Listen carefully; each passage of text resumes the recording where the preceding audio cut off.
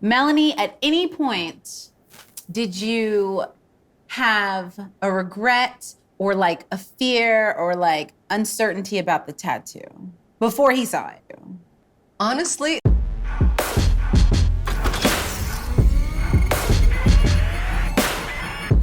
welcome to our very first After Love, the Black Love After Show. We have just all watched the first episode of season 4, and now we are with two amazing couples, Terrence and Joy and Melanie and Anthony. I'm Codie Elaine Oliver, the director of Black Love, and this is my husband, frozen in time. Are you gonna give me a smile or something? No, he doesn't perform. This is my husband, Tommy, who is also the producer and many other things on Black Love. And the reason that one of the many reasons that I'm excited is that, the first episode that we do is always how love begins. How you meet, how you fall in love, how you know this person is the one. And we have two couples who couldn't be more different. When you met, how you met, how things went down, night one or not. Friends first, not so much. So I would love to dig into that. And first just ask you guys, did you have any expectations about how you would meet your soulmate? That's assuming they both think that the other is their soulmate. Fair. It's fair. yes. It was a presumptive question. First, would you call your first off, we know that Anthony and Melanie are soulmates. Yes. Do you guys want to share that with Terrence and Joy? Like Melanie said, she got on the plane, her father passed away, and I was at the academy, Corrections Academy. And the guy asked her that question. First question was, if you could be any animal, what would you be? And she said, orca whale. Actually, that was the second question. The first question was, if you could have any material possession other than money, Right. what would it be? Okay, take it away, Anthony. No. Okay, Take it so away. she said the first one, right, was if you could have any other possession besides money. And she said her own island. And he asked That's a good why. answer. Yeah, and he asked why. And she said, well, because I have freedom to be by myself when I want. I could be with family and friends. They could come visit me, but then I have, I could be out in nature. Then the second one was the orca whale, if you could be any animal. So when she came to meet me, we were at the mall, and she goes, yeah, this guy was on a plane, this weird thing happened, and he asked me these questions, and she was like, I'm gonna ask you the question. And I was like, all right. And at the time, we didn't know if we were gonna be together or not, because we were at a point where they were sending me to the desert, and she was in Fresno. So we didn't know we were gonna stay together or not. We loved each other, but we were waiting, looking for a sign. Mm-hmm. So she asked me the first question, okay, if you could have any material possession, what would it be? I stopped. I said, you know what? My own island. Wow. And she was like, what? I was like, yeah, my own island. She's like, why? I was like, because I like to be by myself a lot. I have the freedom to be by myself, and if I want to be with my people, they could come visit me. When I'm done, they could go away. And I could be in nature. And I said, that's what I said. That's what I said. Wow. And then she goes, okay. She goes, oh my God. If you answer this next question, then you're my soulmate. And I was like, whoa, no pressure there. So I was like, all right, let's walk. And so we're walking, and she goes, okay, you ready? I was like, okay, ask me. She goes, okay, if you can be any animal, what would you be? I stopped, thought about it. I was like, an orca whale. And she was like, I was jumping up and down. Kissing my face. The people in the mall were like clapping, like they go up and pose. And she was like, you're my soulmate. And that was huge for us, because that was a sign for us that we should be together. And she also said that once she got off the plane, the guy was gone. It was like he just disappeared. Yeah. It was weird. And at that point, you guys had been off and on-ish for how long? We had been dating for about a year, but there were lots of complications. Right. And you'd both been married before. Yes, we'd both been married before. And you had 2 kids already. Yes. And so you guys were just trying to figure out what you were meant to be doing together. I wasn't trying to be in love. I was free after being married 10 years. I was modeling. I was writing a book. I was living my best life. Wow. And after we started dating, I was like, damn it! I just want to have fun and be free, but I'm in love. I'm falling in love. We both were like that. We both were living our dreams, living our best life. and we were still healing from our first marriages that failed. So it was like, in my heart, since I was a kid, I've always known that I'm gonna find this amazing woman that's gonna be my soulmate. And then we're gonna turn around and have this amazing love affair, then teach the world how to love like that as well. So literally since I was a little boy, I knew it. So even in my first marriage, it was like, you ain't it. You ain't it. I can still feel her out there. Right. How early in that did you feel like you're not it? You know, before I even got married. Really? Yeah, the only reason I married her, because she was my college girlfriend, and we broke up and we were having XX, and then she came back and was like, I'm pregnant. Oh, and I'm like, yo, okay, are they mine? Is it the baby's mine? Twin boys. wow. And she was like, yeah, they're yours. I was like, okay, when we worked together, I was doing my thing. So be honest with me, were you doing your thing? And she was like, no, no, no. So to make a long story short, that's why I married her. My father wasn't there for me, so I always told myself I'm gonna be there for my kids regardless. So even though me and her didn't get along, we fought like cats and dogs, it was like, I gotta do what I thought was the right thing. Yeah. And so I married her because of the kids. And I remember when we were trying on my tuxedos, when I was with her brother, my father, and it slipped out, and I was like, you know, the next time I get married, I wanna wear blue. And they were like, what? I was like, did you hear that? Oh, did I say that out loud? And so it was in my heart, I knew she wasn't the one, but I wanted to go through with it anyway. And then it turned out that after marrying her, after 4 years, I found out that the twins weren't mine. Wow. And they were named after me, Anthony and Andrew. And at the time I had opportunities to pursue a professional baseball career and basketball overseas. So I gave all of that up for the marriage. Wow. So then, you know, it was like I gave up my dream, and then I lost the loves of my life, my boys, Anthony, they were named after me. And it was like I hit rock bottom. And once I hit rock bottom, and at times I was even kind of felt even suicidal, it was like, you know what? I could still feel her out there. And life was like, she's still out there. But in order for you to be a match to that amazing relationship, I gotta get my shit together. Yeah. And I gotta be the best me. So that's when I went on my mission, and I started living my best life. And then that's when I ran into her, and it was like, I feel like she's the one, but I'm not ready yet. Yeah. You know, so. We're ready. Yeah, I was ready, but I was afraid because I was traumatized from the first marriage. Yeah. You know, I had a lot of baggage. I didn't trust. I would have anxiety attacks just out of nowhere. Yeah.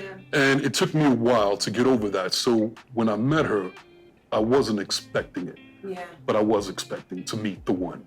Yeah. And that soulmate moment was really important for you guys. Yeah, you know, and really once we met, I'm gonna go a little further, you mind? So the night, I was working like 3 jobs, and I had a night off because I was running security at nightclubs, and I was doing a sales job. And I finally had a night off, and I used to have a lot of chicks that I messed with because I couldn't find one that had all the qualities that I wanted. So like this one was smart, but she had no spirituality. This one's a great cook, but she's dumb as rocks. This one was, you know, so it was like, until I find one that has everything, I'm gonna do my thing. But He was building a harem. You build a woman. Build a woman. It was build a chick. Yeah. Like this one with this one. And that's real. Right, Yeah, but it was real. It's But I was honest about it throughout the whole process with these women I was dating. It was like, okay, we can be friends, but I'm not trying to go there, and I'm gonna be honest with you and be honest with me. And so it's funny because people always sort of act like it's a bad thing, like to find out a guy or a girl was like dating a lot of people or even having sex with a lot of people. But at the end of the day, that's part of how you figure out what you want. Thank you, darling. And that's why the sex part was important the first night, because I know who I am, and I'm comfortable with who I am, and I'm a very sexual person. And so if I'm gonna have a partner, they have to be a match to me. So I'm not gonna come in a relationship trying to be something I'm not. Right. What you see is what you get. Yes, And, we see and it. if I'm gonna attract that, right, and if I'm gonna attract that, I have to be that. Right. So I have to wear that, I have to be that. So in my mind, it was like, okay, the woman for me knows that sexual chemistry is great, important. We can have all of this, but if there's no sexual chemistry, it's a wrap. I'm not doing it. So just the fact that she said yes was like, I respect that. Maybe other people won't work for other guys, but it worked for me. And the fact that the sex was amazing, that we had that chemistry, it was like, okay, now that that's there and this is there, let's move forward. So I want to go to you guys because you're the total opposite in so many ways. So I want to know if you had a soulmate moment, even if it was like later, because I know your friendship is the foundation of your relationship. So like, do you feel like the other is your soulmate? I will not assume. And when did you know that? Well, why you put them on the spot? What if they don't think that the other one is? I mean, listen, Black Love is the spot. This is the spot. This is the spot. This is the spot. This is after love. You know, and they're clever, they're This smart is people, after they know how love. to use their words. Of course you will. You're the attorney. You've got all the words. You've got the verbiage. I absolutely know that he's my soulmate. I don't know that it was a moment or just as we've continued to grow together that I'm just like, oh my God, this is the greatest decision I've ever made in my life. It's, you know, outside of accepting the Lord as my personal savior, marrying him, wouldn't change it for the world. Aw, that's sweet. Whatever. Am I your soulmate? Of course. Inquiring minds want to know. No, I don't know that I had like a moment, like, oh, this is my soulmate moment. 'Cause I don't know that for me at least, I don't know that I'm fully on, like, that for me that the idea of a soulmate is like one specific person in the world. Because for me at least, it feels like I want to make sure that I'm always driven to work. I don't want to assume that because this is the person that it's just automatically going to work. Like it still is, it takes effort, it takes building, it takes growing, it takes changing, right? Because I'm not the same person today that I was when I met her. Nope. Nor is she the same person today that she was when she met me. Right. And we won't be the same people 20 years from now. And so the person who I fell in love with, I have to continually falling in love with the new person who she's becoming and vice versa. And so that's my answer. Okay, straight up question. Straight up question. But well, I'll say two things. First, I'll say that like I don't believe that we have one soulmate. Meaning like I consider my best friends my soulmates as well. Like I feel like we have people who gas, extra gas. We have people that are designed to bring the best out of us in different ways and in different places of our life. And I think that we have multiple soulmates in that way. So that's why it wasn't like an on the spot question. Okay, so you said you have to continuously fall in love at different places. Even what Glenn was saying about different seasons right, of marriage. Yeah. Right? So, well, that's what I was gonna ask. Do you guys agree with that? Do you all feel like you have to continuously discover this person and fall back in love or at least like get to know them again because they've changed? Yeah, 100%. I feel like, I was thinking about this driving today. Anthony and I are like, we have flipped into the opposite person. Like when we first met, I was actually really shy. And actually I was super shy. I was shy and laid back and timid. And he was like, New Yorker, kick down the doors, take over the room. And we call it sharing gifts. Like we've learned to meet in the middle. I've taken on more of his qualities and he's taken on some of my qualities.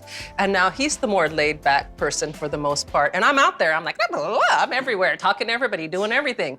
And it's just so weird because I've grown so much from his influence. Like he's built me up. I've always said, Anthony held space for me most of my life. Like as I worked through my inner turmoil and trauma, he always had this vision of me. He's always said, like, I see greatness in you. From the very first time we met, he's like, I see your spirit.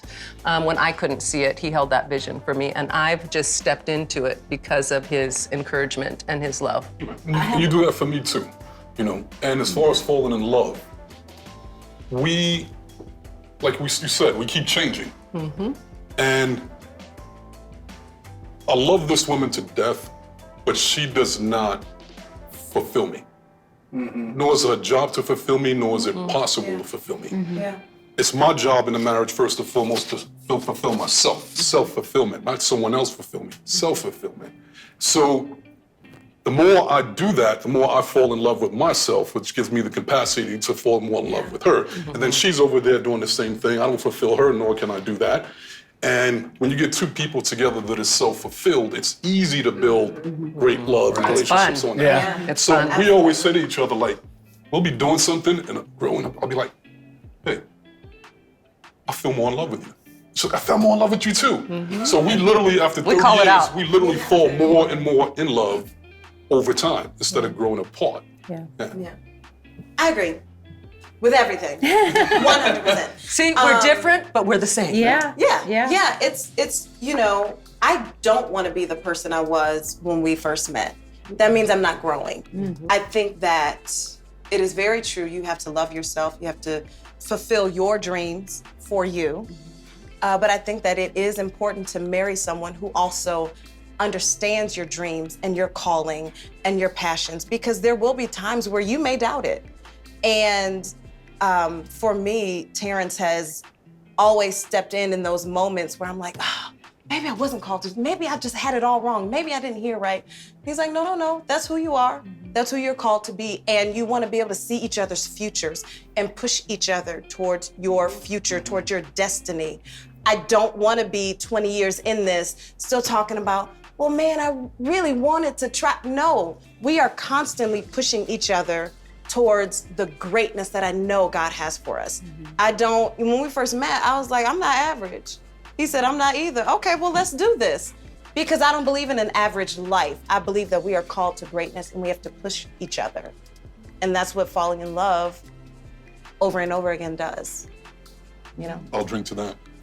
Yes, I would just drink to many things. Okay, I have a question. Melanie, at any point, did you have a regret or like a fear or like uncertainty about the tattoo before he saw it? Were you? Honestly, I think I was just young and dumb.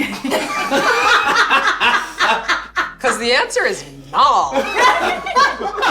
How old were you when you got it? 24. What? Yeah, I was. You were 24. You had 2 kids. Mm-hmm. You was grown though. You were Yeah, grown. yeah. You had jobs. She was very grown. You Yeah. had an ex-husband. Yeah, I had an You were grown as ex-husband. hell. You know what it was for me? It literally was what I said. I knew we had broken up and I had been dating and I was dating other guys and I would go on dates and talk about him. Ooh. And they'd all be like, man, you in love with him. You're still in love with him. I was like, I know. That's what I'm telling you. But you can date me because I have to date, right? Yeah. And so I just realized, like, no matter who I date, even if I were to get married, like, I know if I heard a knock at the door and I opened the door and it was Anthony, I'd be like, sorry, son. Yeah, he's here now. Bye. I gotta go. Like, I felt that in my spirit. Yeah. And so I didn't have any other way to, like, express that. Like, it was the way that I found to express that. It was for me, in all honesty. It was for me because it was such a deep belief in me. I knew it to be true. And something else that happened that I didn't realize was happening. So my first husband was Hispanic. And my father, before he died, my father used to tell me this all the time. He said, girl, you black and you need a black man. You're not gonna be happy till you have a black man. And I, after I got divorced, I started dating black men. And I was like, my daddy was right. Lesson to the world. And he used to Find tell you a me, good black man. no, seriously. Find And a he good used to black tell me, man. he used to say, you have one drop of black blood in you, you're a black woman, and a black woman needs a black man. Yeah. And when I met Anthony, it was like the earth moved. It was like, this is my person and I know it. No matter what's happening, this is my person. And even if for whatever reason we get separated, I know we're gonna end up back together. So that's what the tattoo was about. I never had any doubt. I'm telling you, anybody would have showed up, I'd have been like, I'm just letting you know. Just letting you know. Even when we separated, we didn't separate because we fell out of love. We just didn't. It was like life was, my career and everything was just pulling me in a different direction. And it was like, we love each other, but life is going, hey, you gotta go different directions right now. So it was. We talked on the phone every day during breakup. That's how broke up we were. It was like, We I'm never gonna stopped go to a tattoo talking. parlor. We were like, we're broken up. What you doing? And the tattoo just, for me, solidified it. Because I was missing. I was like, we still in love with each other, And when I saw the tattoo, that helped me to get over some of my trauma. Yeah. Because I had that fear of commitment. Like, I'm gonna get screwed over by a woman if I commit. And you were like, I can't let this woman go out in the world with my name on her behalf. I can't just free her out. But also that she's very clearly committed at that point. Yeah. Right. It's there. It's there. Right. And it's not How going can you So question she's already it? committed first because it's permanently there. It's there. It's not moving. So It's not something leaving. about black love. It really is. A good black look. And God bless those that just went elsewhere. God bless you. Yes, That's fine. absolutely. That's great. You love who you love. I'm a black girl, and I need you to understand my hair. I need you to understand just my attitude. I need you to understand my love. I do. My attitude. I do. I need you to get it. I need you to get it. I need you to understand when I'm ready to take this weave out and I can't get to my beautician. I need you to get some scissors, and I need you to go for it. Like, I Terrence, need you to can get the understand. scissors? Look. You in there? You in the room? I've become a pro. Weave. Good job. I love I gotta it. get to my scalp, baby. Come on. Help me. Okay, I have one last question for you guys. So given that this is all about how love begins, and you guys met so differently, and obviously here's my whole point. One of my biggest missions in us creating Black Love was like, there's no one way, right? But what would you guys say is the most important thing in getting to know someone if you're serious about settling down? I think for me, it was understanding where she saw the path that she saw herself going down. Because getting into this, I knew this is a forever thing. And so I want to make sure that not only are we compatible right now, but where we see our lives going is also compatible, because we need to be on this journey together. And I want to make sure that we're both heading in the same direction, not just at the same station going two different ways at this moment. And so for me, I think that was the important thing, is like recognizing, look, we both have a first class ticket to the same destination. Yeah. And so let's ride together. First Oh, I class. like it. I like Oh, it. for sure. I like first class, sure. baby. I think for me, as I said, I know my number one greatest decision was following Christ, and I needed to be with a man that also believed what I believed. Because to me, I feel like if your biggest desire is to please God, and you know that I'm a daughter of God, you know that I'm a daughter of the King, then you are gonna do your best to make sure you please me. And if that's your ultimate goal, then I can follow you anywhere. And so for me, when I realized he fine, he ain't average, and he loves the Lord, I'm good. Yeah. You know, because I had been married before, I had this view of like what was gonna make marriage successful. You know, I thought you work hard, you buy the house, you have the kids, you have the 2 cars, like the American dream. And I did that, and I still found myself crying in the shower at night.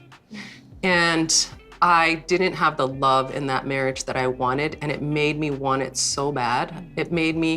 I wanted to adore someone, and I wanted them to adore me. I wanted more than love. And when I met Anthony, I could tell he adored me, and I adored him. And that was the most, thank you, sweetheart, I adore you too. That was the most important thing for me, because I want to live an extraordinary life, and I want to feel adored in that life. I could have every material possession, but if I don't have that connection, then it means nothing. So I think it was super important to look for like how much we loved each other. That's what my commitment, that's what the tattoo was about. It was like I was committed to that love because it was just so powerful and so strong. So look for someone who adores you. For me, most important thing that I could say tip-wise, and it was important to me, it's that I knew that you needed 2 people in a relationship that were what we call relationship active. And relationship active is when you go, I want this, and I'm willing to do whatever it takes to make this extraordinary. Not being Al Bundy sitting on the couch like, whatever, I don't care. No, that's relationship inactive. Right. It's, I'm gonna do whatever. Therapy, self-improvement, continuously, I'm committed. And if you have one person that's relationship active and the other one isn't, it ain't gonna work. That's like climbing a mountain tied to someone that doesn't want to climb. You both are going to eventually fall down. So it was important to have two people that were like that. And so I was like that. I was in love with love. I knew I had to have this amazing relationship. So when I met her and she had that same attitude, it was like, yes, with that, we can deal and get through anything and any challenge that life faces. And those challenges actually just make us better and grow more in love. So that was mine. Thank you guys. Thank you you. so much for Thank being a you. part of our first ever After Love. And thank you guys for joining us for our first ever After Love. See you next time. Right.